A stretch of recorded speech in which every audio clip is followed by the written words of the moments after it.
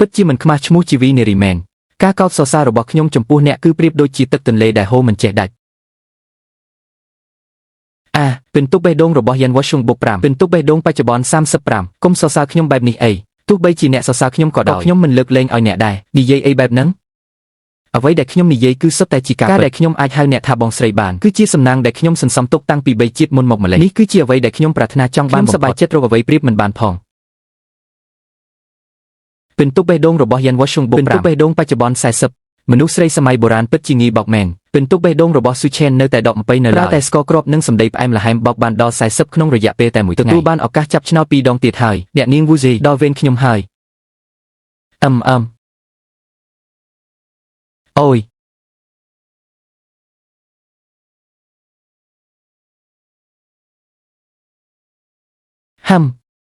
យ៉ាងម៉េចដែររឿងនេះមិនអាចទៅរួចទេ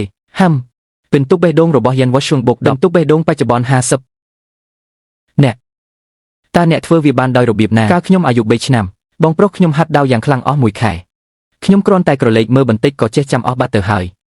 បន្ទាប់មកបងប្រុសខ្ញុំក៏អស់សង្ឃឹមយ៉ាងខ្លាំងក៏ប្តូរទៅរៀនក្បាច់កាំបិតវិញខ្លាំងគ្មានគូប្រៀបពិតជាឯកក៏ខ្លាំងណាស់អ្នកនាងវ៉ាស៊ុងហ៊ានភ្នាល់ត្រូវហ៊ានចាញ់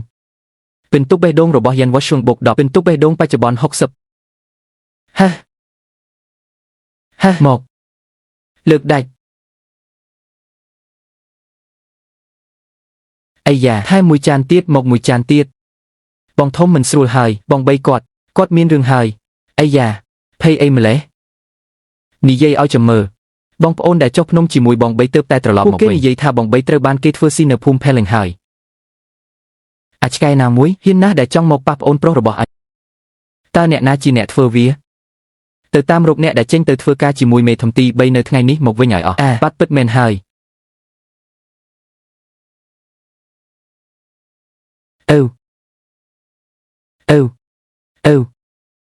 ហេតុអ្វីបានជាខ្ញុំមិនដែលឃើញអញអញ្ចឹងប្អូនប្រុសរបស់ខ្ញុំស្លាប់បាត់ហើយហេតុអ្វីបានជាអញត្រឡប់មកវិញតែម្នាក់ឯងអូ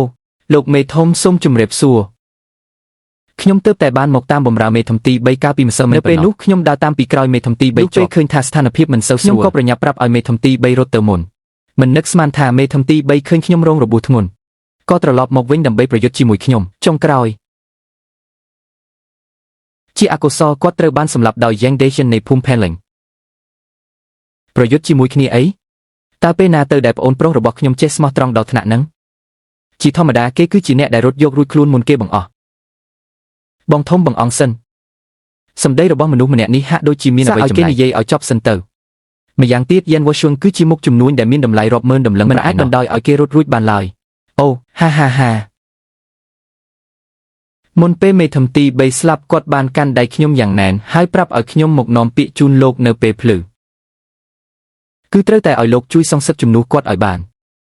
ចង្រៃពិតមែនខ្ញុំនឹងកំទេចភូមិបេលីឲ្យទៅជាវាសម្រាប់ Shang Dacian និង Yan Washung ឲ្យសាកសមនឹងទង្វើរបស់វាសងសឹក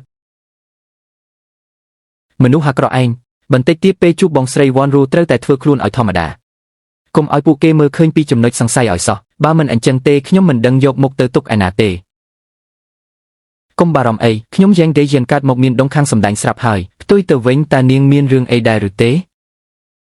មិនមែនដោយសារតែដៃអាក្រក់របស់អញទេអីប្រសិនបើបន្តិចទៀតពួកគេសួរថាហេតុអ្វីបានជាចំណាយពេលជួបគ្នាយូរម្ល៉េះអញគ្រាន់តែប្រាប់ទៅ